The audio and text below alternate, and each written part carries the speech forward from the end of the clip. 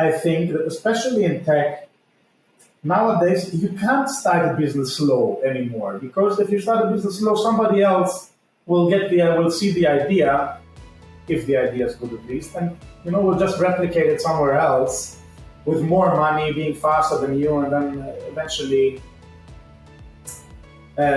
probably they'll take your business. So I think things have changed, and I think that speed kind of in many business models, of course not in every business, in every business model, but I think in many business models, especially in tech, to be fast is kind of mandatory right now.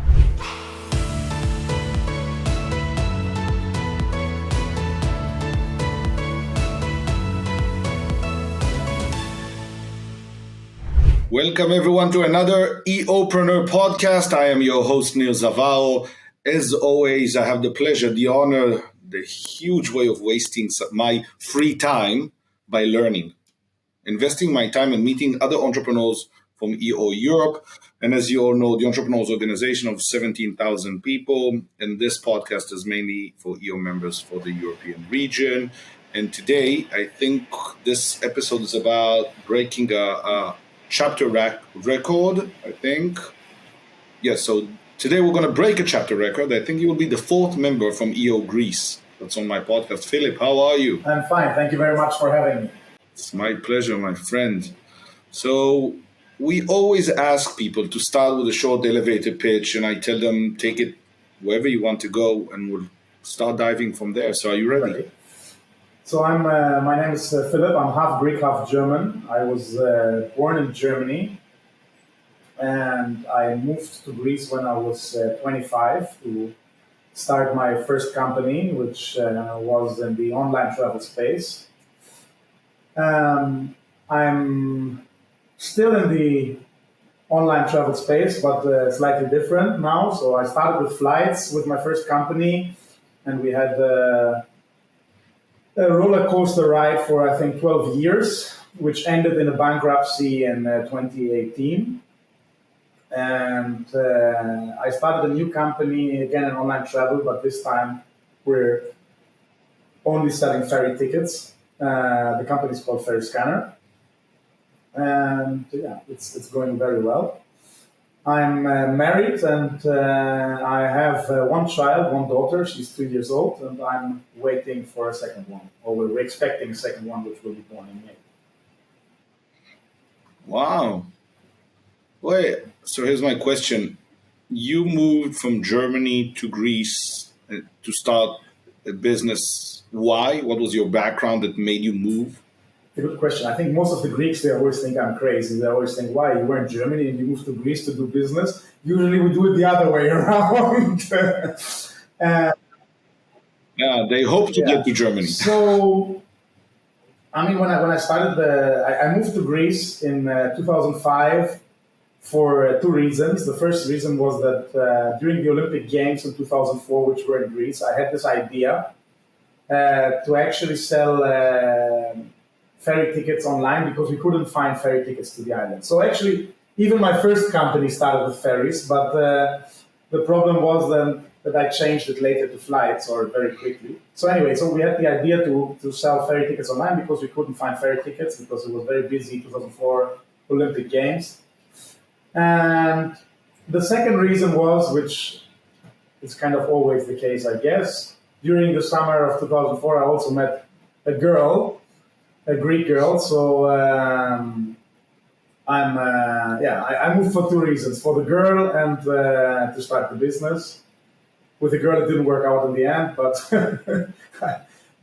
the business did well for some. You know, I'm always surprised to see. So people say many entrepreneurs will start a business because that's what they knew. Right? That was what they did for 15 years and they started their own business. And in some cases, they will say, I saw a problem, I found a solution.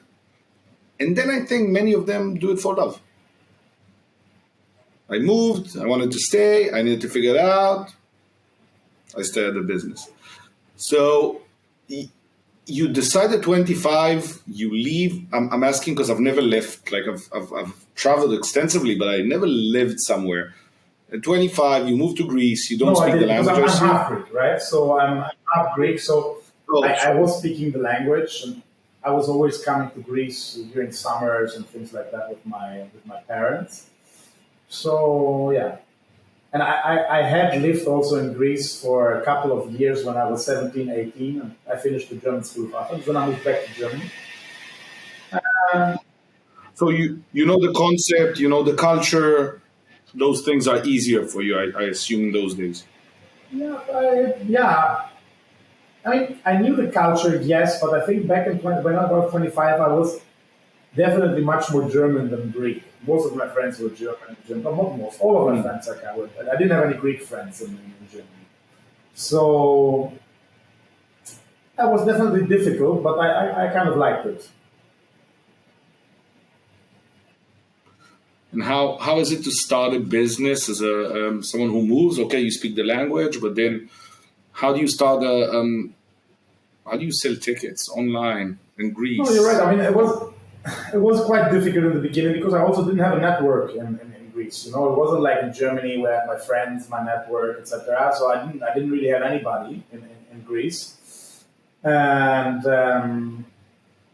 so yeah, I just moved in 2005, and I think for the first year I was actually struggling with Greek bureaucracy. Back then it was like a nightmare. I think it has improved a lot. I think lots of people in Greece, they don't remember, but back then it was really a nightmare. So for a year, I struggled with getting a tourism license and all this kind of stuff, the bureaucratic stuff. But we were also building a website at the same time, which I was actually building with a German engineer.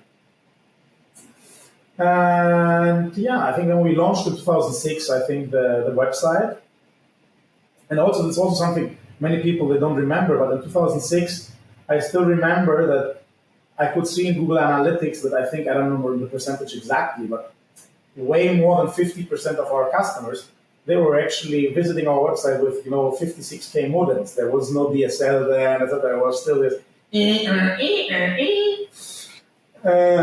So it was a different time then. There's a whole generation now that just heard that noise and they're like, I think there's something wrong with my They don't speaker. even know what they're speaking And about, they right? don't know what you like. Can't believe we were like, no, it's connecting. Can't you hear it? But it's interesting. Here's a question for young entrepreneurs. Okay, we need to be patient, and many of us, when we launch something, I own bars. From the moment we sign the contract until we start it, I've done tech stuff, a website. These things take time. There's always more bureaucracy. There's always more complications.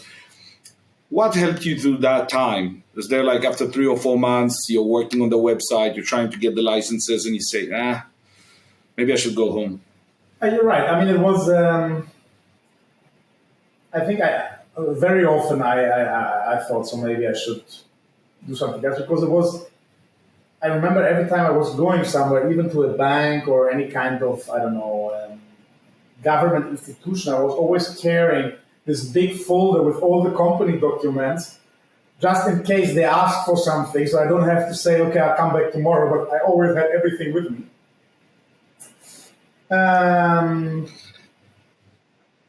Maybe that should have been a startup in 2005. Maybe.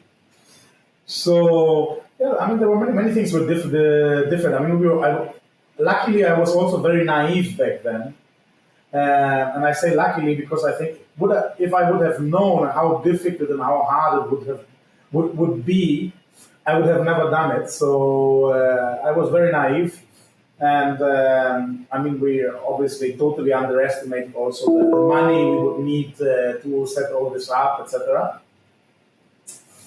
But yeah, I think eventually, what made up for all this was when we actually launched the website relatively quickly, maybe the second or third day, we had our first booking. So it made us really think that, okay, look, this is really something customers want and that it could work.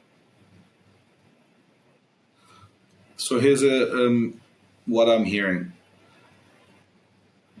Talk to me about the first night when you launch the website, everybody's excited, nothing happens, and you go home. To be honest, I don't remember it that well. But back then, there's certain things we tend to forget. Back then, to be honest, it wasn't also. I mean, because we really started much smaller than most startups would start right now. You know, I mean, it was. I had a business partner back then, but he was actually in Germany. He didn't come from the beginning. He came a couple of years later. And I had this one developer, Max, this guy. So actually, it was just me and Max. There was nobody else there, right? And he was on Skype, etc. So yeah, it was a bit of a disappointment, of course. Like the website was running the whole day, but nothing happened. But yeah. I think it's a lot of patience that goes into these slow launches. What do you think today about this whole concept of let's raise $100 million, get 50 people, work for 2 years before we even launch, and the goal is to IPO and not necessarily have, I don't know, a solid business? Because you basically gave a service, people bought, with the money, you kept going, right? You kept scaling. Look, funny enough, I actually had a discussion about this topic, like I think yesterday with a couple of students here in Athens, because they were interviewing entrepreneurs, and they did an interview with me. And I told them that actually in the beginning, when I started, first of all, when I started, the name startup, it didn't even exist in Greece, right? There was no VC money, there was nothing. So it was a very different time, and of course things back then were much, much slower. I mean, a startup like this, I think today, you know, I mean, what took me maybe 5 or 6 years, they were doing 6 months. So it's a different mentality and a different time. Look, very often I'm skeptical about the model we use today, as you say, that, you know, they have like 50 or 100 people and VC money, I don't know, hundreds of millions, etc. I think I'm skeptical in the way, because I think very often the founders and the management team in these companies, they forget, or they don't learn to be prudent with their resources, because I mean, for them it's not their cash flow or their profit which pays for the salaries and the bills, but it's actually the investors' money, right? So as long as they can raise another round, they don't really care about how much money they're burning or not. By the way, if they get to a secondary, they've already made the profit. True. Banked. Very true. On the other hand, I think that especially in tech, nowadays you can't start a business slow anymore, because if you start a business slow, somebody else will see the idea, if the idea is good at least, and we'll just replicate it somewhere else with more money, being faster than you, and then eventually probably they'll take your business. So I think things have changed, and I think that speed kind of in many business models, of course not in every business and every business model, but I think in many business models, especially in tech, to be fast is kind of mandatory right now.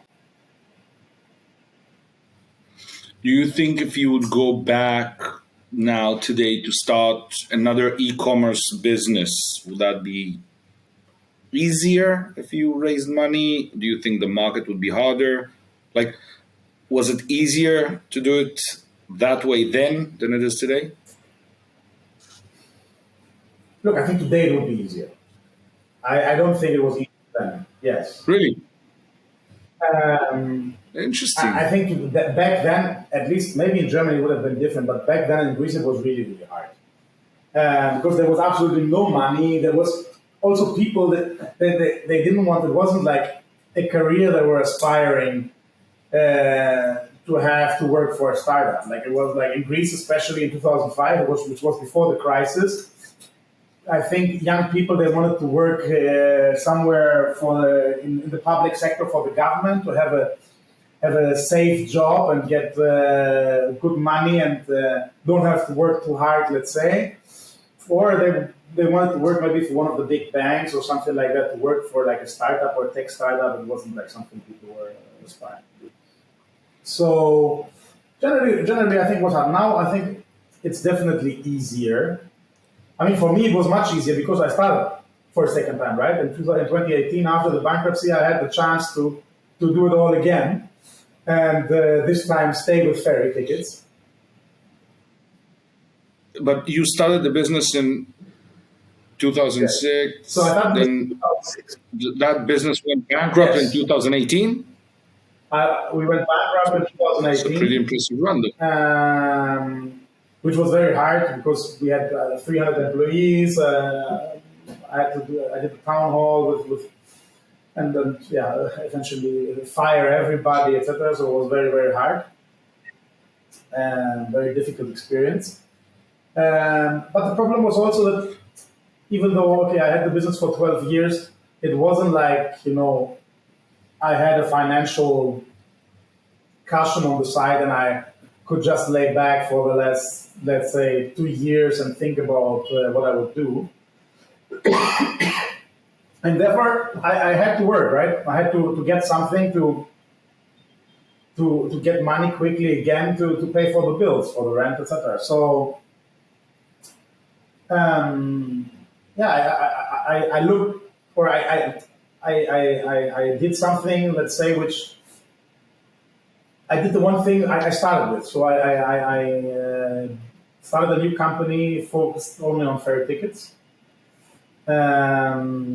I took a small team from the previous company, so I spoke to, I don't remember, I think it was 12, 13 people from the previous company, and I asked them if they would like to join me in this new business.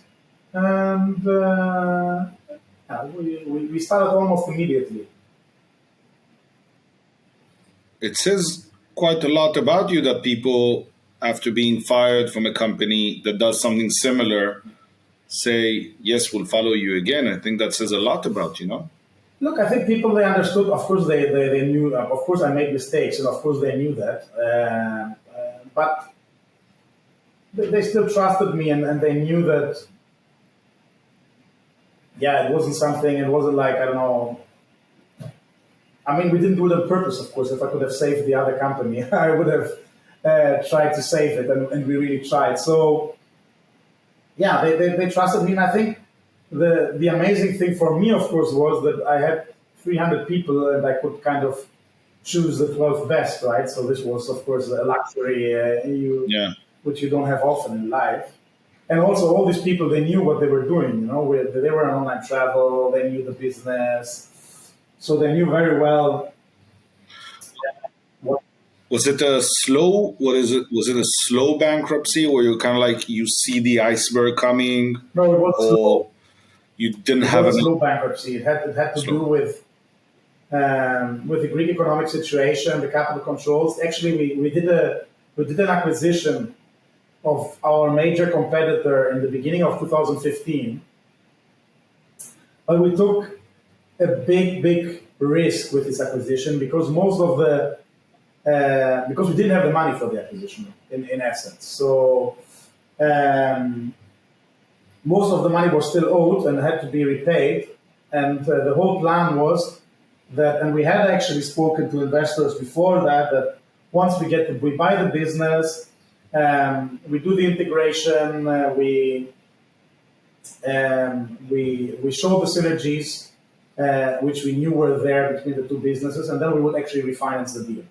That was the idea, and that was what we were speaking with investors about, and everything looked actually very promising. But what we didn't expect were the capital controls in 2015 in Greece, and once the capital controls were introduced, there was no investor on the planet, I think, who wanted to invest in Greece. So everybody we were speaking to, everybody was like, okay, no, look, Greece is no go. So basically, they locked the money, right? For people who don't know, don't understand, right? The government kind of locked money going in and out. In essence, you couldn't withdraw cash anymore, neither from an ATM nor from a bank account. I think there was a limit. I don't remember what it was. I think it was like 150 euro per week or something like this. So you couldn't get more than 150 euro per week in cash.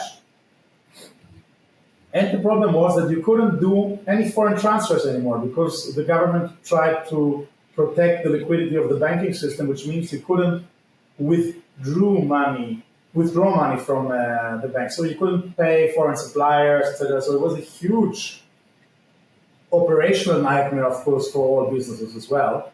So apart from the fact that I wanted to invest, So how do you handle? How do you handle day-to-day operations? You need to transfer money. You need to sign a contract. How does a business survive in those days? I think you have to get creative, of course. To be honest, I believe that we were actually back then. I mean, the fact that we just did an acquisition and had to integrate the company wasn't great coincidence. But on the other hand, I think we were quite lucky with our setup because we had the majority of our customers were actually outside of Greece. We had also Greek customers, but the majority was outside of Greece.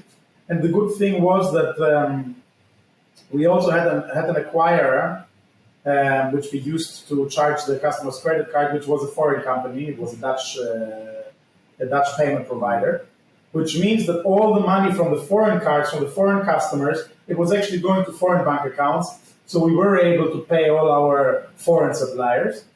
And the Greek customers, which had Greek cards and which couldn't be charged by foreign payment providers anymore, we were charging them with the Greek payment providers, or with the Greek banks, let's say. So we had the money of our Greek customers we had in Greece, the money of our foreign customers we had outside of Greece. So for us, it was actually a relatively easy setup. I think other businesses struggled much, much more than we did in that regard.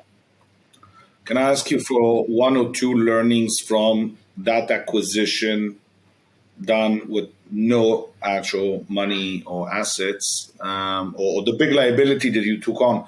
Could you share one or two learnings from that? I'm interested. Yeah, one or two learnings. I think, one of the learnings maybe is obviously not to take so much risk.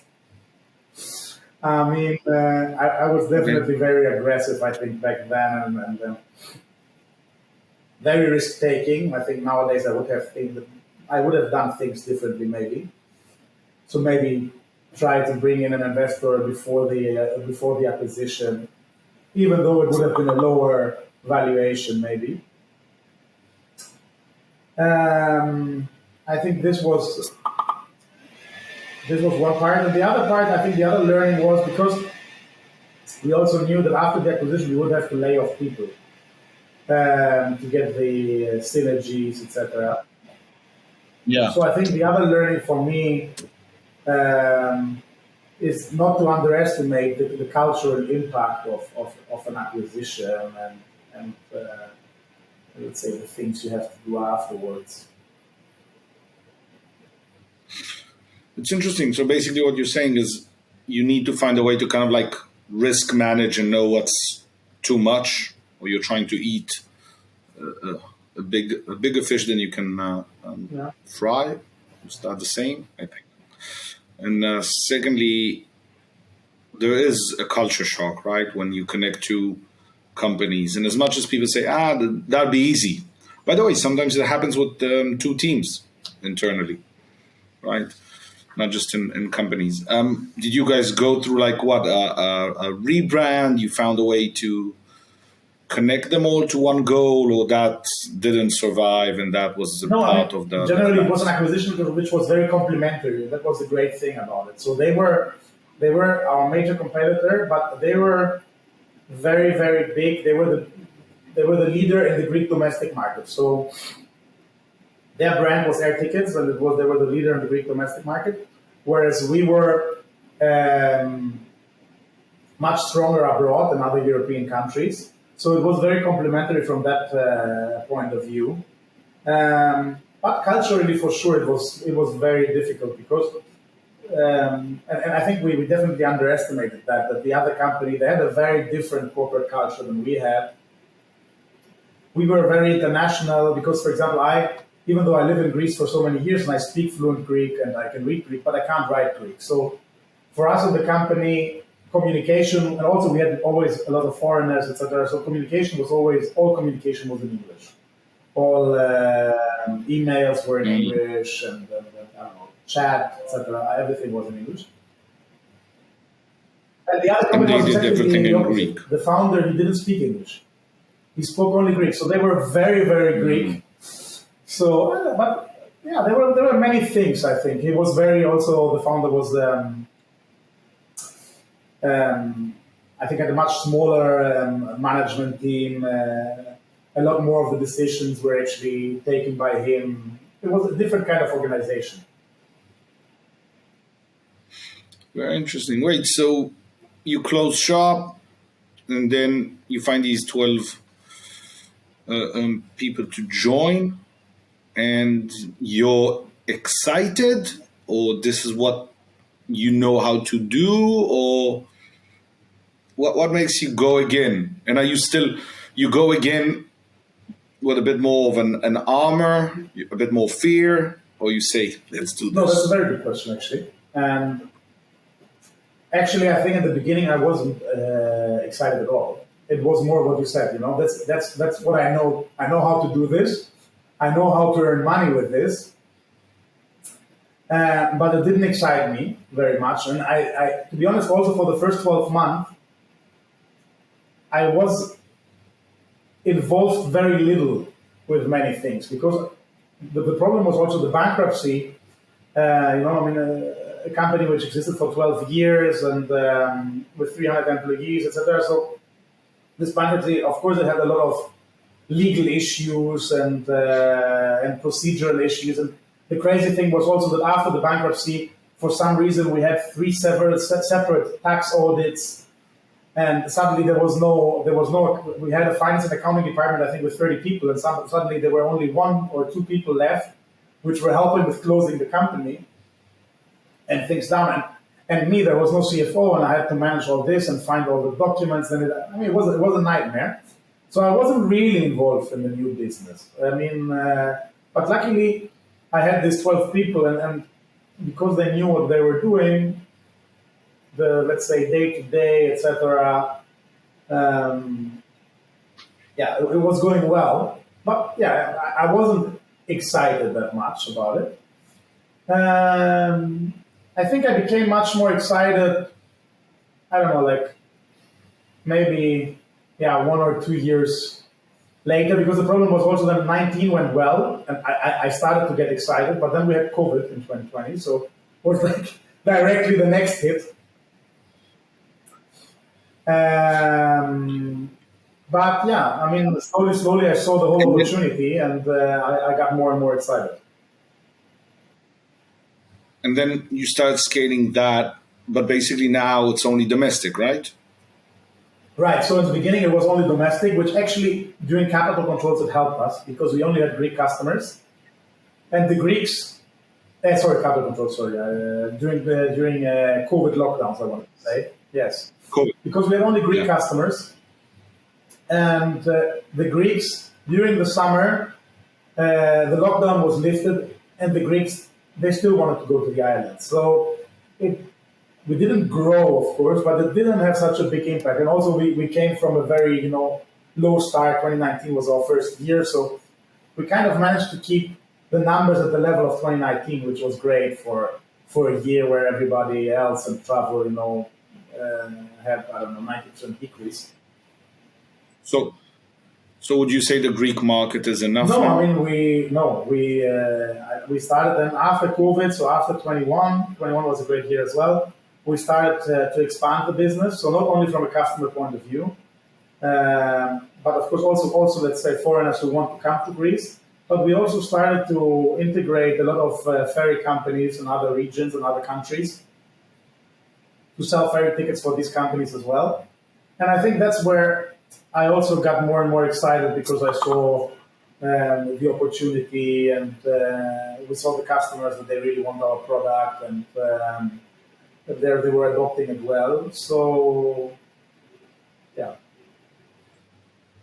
So you will now you're looking to 23, 24 onwards to become like what, the biggest online ferry purchasing Yes, our website? goal, I don't know, 23, 24, Ferry tickets. we'll manage it so fast, but definitely our goal is to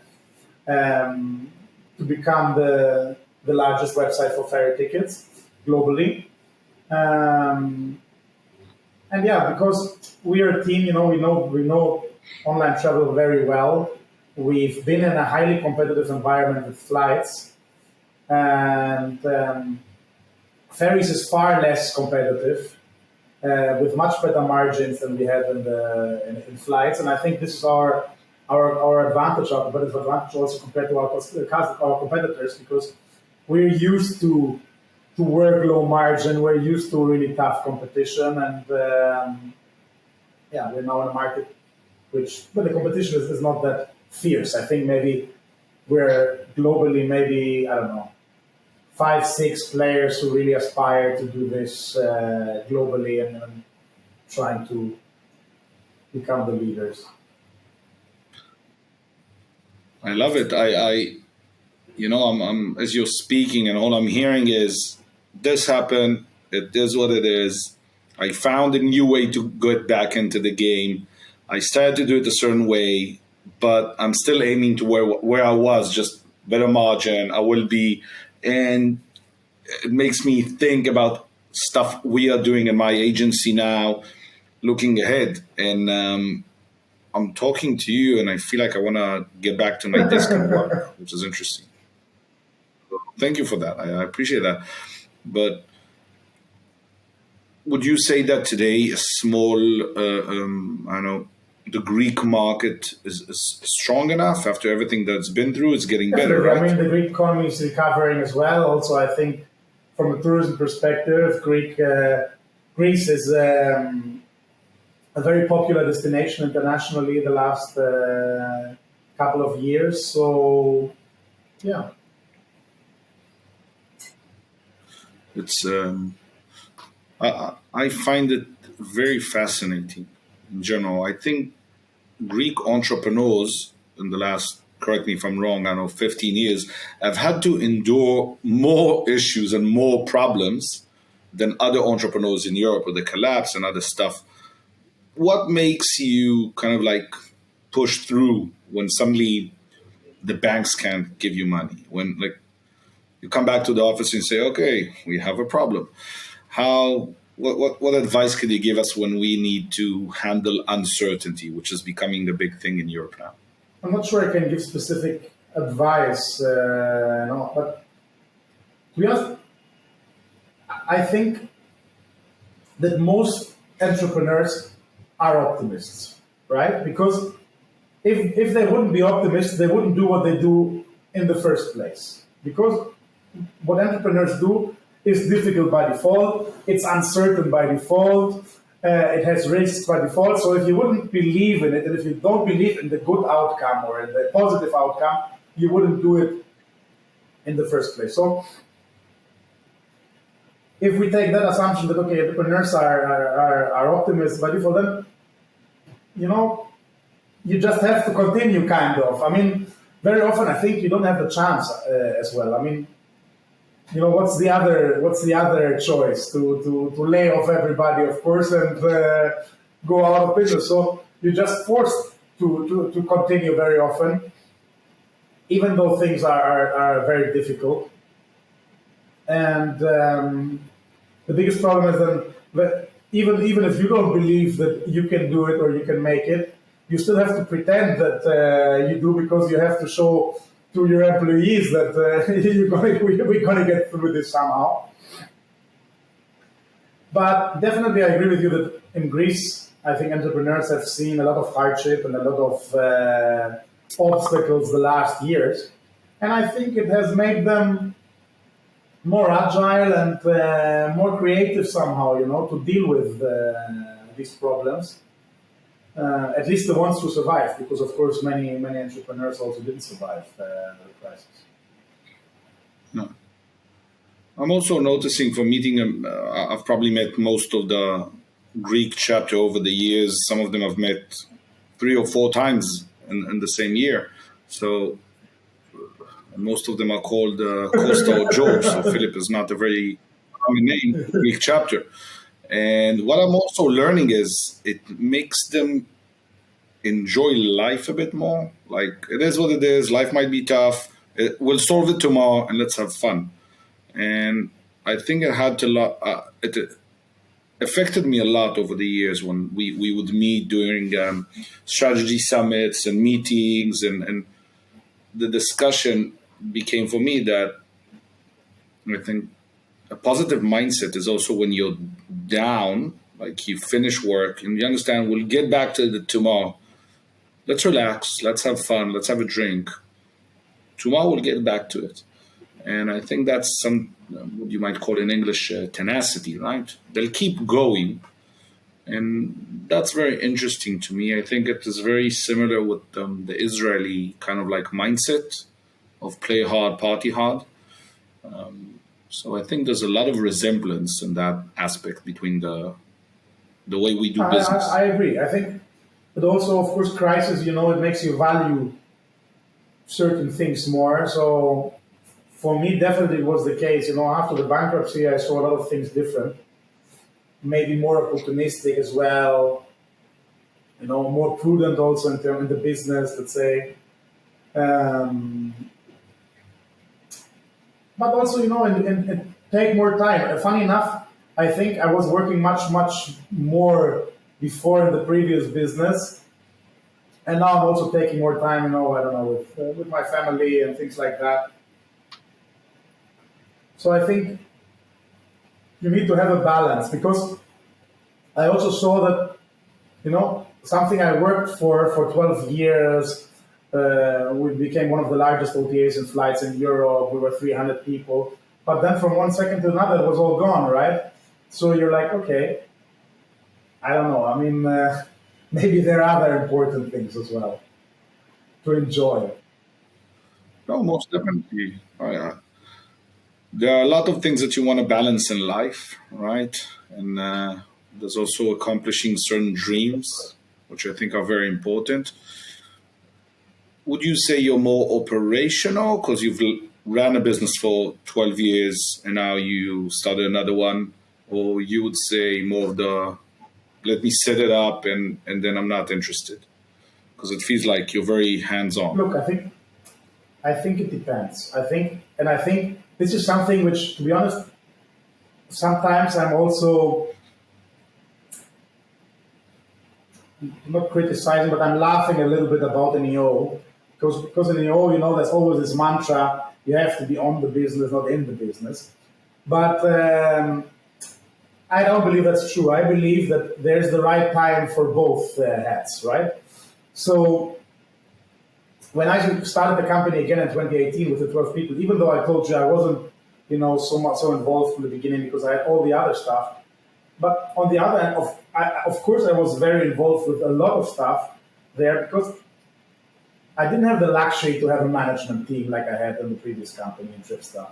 No, it was, in essence, it was 12 individual contributors and me, and everybody was more or less reporting to me. So when I heard to be on the business and not in the business, I was just laughing. If you have like 10 people and in essence, there's no hierarchies, no management team, no seniority. There's no way you can be on the business, but you have to be in the business and try. By the way, if you have 1,000 employees in your business and you like your job and you like going there and you mentor them and you support them, but you're there 12 hours a day because that's what you love, you're in the business. But I think if you have 1,000 employees, you still have a more strategic, most likely at least, you have a more strategic role. And at least me, in my previous company, even though I was working many hours, but definitely I was more on the business, so I was working more on strategic things, working with the management. But I think the mantra and many times is mistaken when they say in or on the business. So working on the business means that you have more downtime, you can travel more, you can have more fun, you can go to more events. Where in reality, most of the people who start working on the business, which is outside of it, what they do is usually they start something new, So it's not like they I've met some who've retired quite early, but I don't think that was the concept. You know what I mean? For most, even now, for me, working on the business and not necessarily 100% in the business, I love what I do in the business. I love it. And I think on the business means I'm taking out the things I'm not good at or I don't like. So for me, if I can stay with specific things I'm good at and I'll have to do that, what people say have to for 12 hours, I'm very happy. No, I believe, as I said, I believe also that, it's also a kind of a timing thing. For example, in 2022, this year, I was much more on the business, I think, than in the beginning, because things were going well, people knew what they were doing, the business was doing great. So for me, it was, funny enough, it was the year where I took, I think, the most days off and the most holidays I've taken since I became an entrepreneur in 2005. So in the last 17 years, I never took so much holidays like this year. So, yeah, there's a time where you can be more on the business, and there are times where you have to be in the business, I think. What I'm hearing or what I'm feeling is that you tend to know where you are in comparison and how to adjust, which is interesting because some people can't go back. They're like, I want to be in, I want to be on, I want to be there. And then they don't like going back. And I love the fact that your journey is, now I'm here, I have to go back, I'll do it again, or we're building, if we have to start it again. So it's very interesting. I've traveled this year, I think it will be 140 days in 2022. So I'm first of all, I'm exhausted. So the thing you do when you're tired of traveling is middle of February, I'm leaving to travel for 6 months to promote my new book. So for me, if I suffer from something, I do it a bit worse. So it will be interesting. I will definitely come visit you in Greece. That's part of the plan. I always have a good time there. I would say thank you and ask you for one last thing, tip, inspiration, idea, notion, advice, whatever you have for the young generation that will listen to this podcast sometime. I think my advice would kind of be to never give up.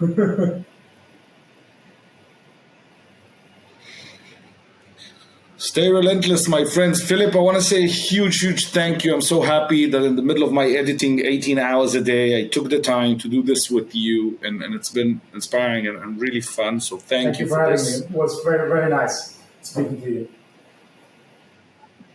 Awesome. My friends, that's a wrap. My name is Nil Zaval. Thank you for being with us. And as always, YouTube, Spotify, Apple Music, you can find us literally anywhere. If you need something, go to eoeurope.com.